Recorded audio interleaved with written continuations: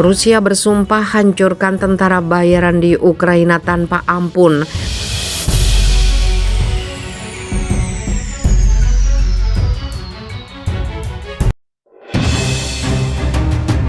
Hurrah!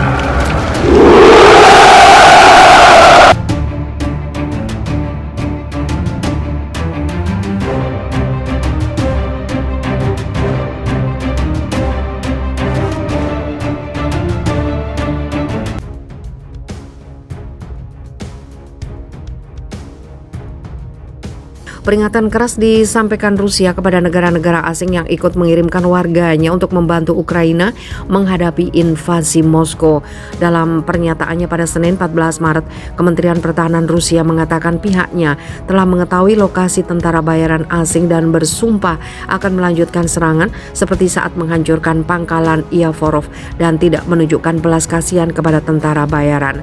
Semua lokasi tentara bayaran asing di Ukraina diketahui oleh kami, kata juru bicara militer Rusia Mayor Jenderal Igor Konashenkov dalam sebuah pernyataan seperti dikutip dari RT Selasa 15 Maret.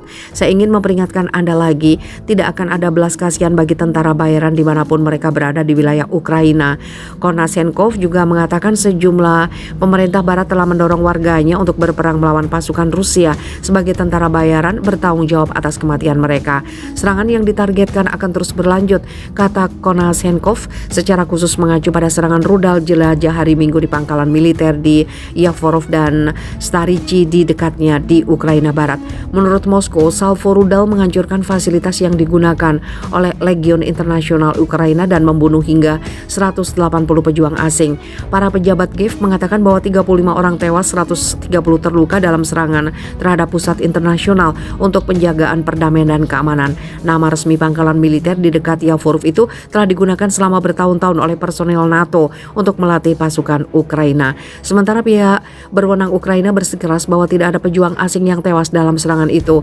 Beberapa media Inggris melaporkan bahwa 3 mantan pasukan khusus Inggris tewas di Yavorov dan lebih banyak lagi yang tewas di dalam lokasi daripada yang diklaim. Ini belum dikonfirmasi secara resmi oleh London. Sementara itu Washington bersikeras tidak ada pasukan Amerika Serikat, kontraktor atau pekerja pemerintah sipil yang hadir di Yavorov.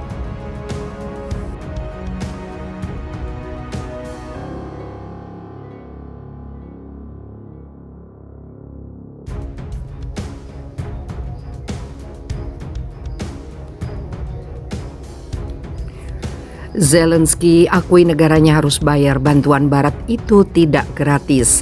Presiden Ukraina Volodymyr Zelensky mengatakan bahwa negara-negara barat telah membantu Ukraina namun negaranya belum membayarnya. Uang yang dialokasikan oleh Eropa dan negara-negara lain dihabiskan hanya untuk bantuan kemanusiaan atau senjata.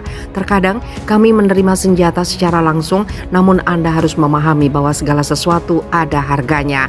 Setiap kali uang yang kami dapatkan disebut, ya, semuanya harus dibayar, itu tidak gratis, tegas Zelensky. Dikutip dari laman TASS, Minggu 13 Maret pada akhir Februari lalu, Zelensky meminta Uni Eropa untuk membiarkan negaranya bergabung dengan Serikat Pekerja secepat mungkin.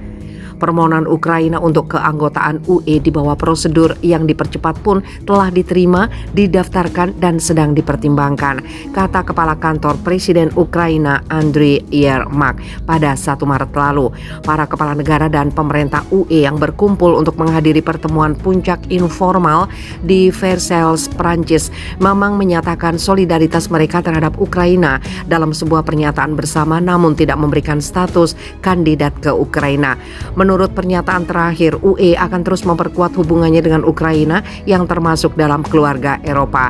Kendati demikian, menurut Perdana Menteri Belanda Mark Rutte, proses aksesi Ukraina ke UE membutuhkan waktu berbulan-bulan atau bahkan bertahun-tahun. Sementara itu, Zelensky mengatakan bahwa Rusia dan Barat harus memberikan jaminan keamanan kepada negaranya. Selain dari Federasi Rusia, jaminan keamanan juga harus diberikan oleh para pemimpin lain, jelas Zelensky dalam wawancaranya dengan media asing Sabtu kemarin. Ia kemudian menyampaikan bahwa NATO tidak menawarkan perlindungan kepada negaranya. Yang kami butuhkan saat ini bukanlah kata-kata, tetapi jaminan keamanan dari negara dan serikat negara yang mampu menyediakannya. Kami tidak ingin mengorbankan perang lagi, kata Zelensky. Saat ini, kata dia, negosiasi antara Rusia dan Ukraina pun masih berlanjut. Kelompok negosiator Ukraina dan Rusia sedang mendiskusikan beberapa hal, papar Zelensky. Ia menambahkan bahwa negaranya menyampaikan informasi kepada negara lain tentang pembicaraan yang sedang berlangsung. Kami tidak memiliki rahasia, kami benar-benar jujur tentang agenda ini. Kami memberitahu para pemimpin tertentu tentang pertanyaan yang sedang dibahas oleh pihak Rusia dan Ukraina, pungkas Zelensky.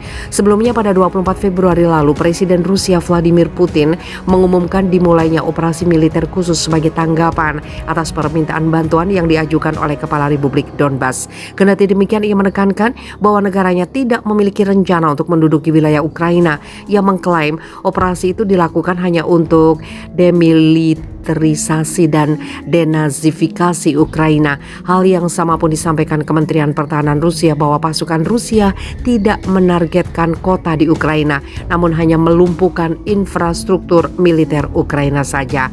Oleh karena itu, Rusia menegaskan tidak ada ancaman yang ditargetkan bagi penduduk sipil.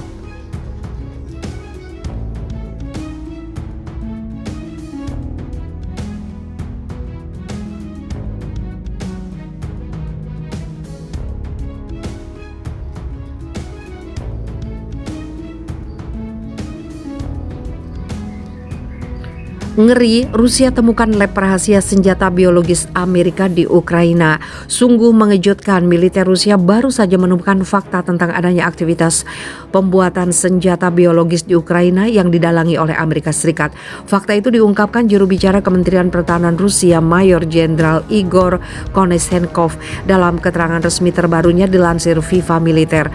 Menurut Majen Igor, fakta program senjata biologis yang didanai Departemen Pertahanan Amerika Serikat itu terungkap setelah pasukan militer Rusia menemukan bukti saat operasi khusus militer Rusia ke Ukraina berlangsung.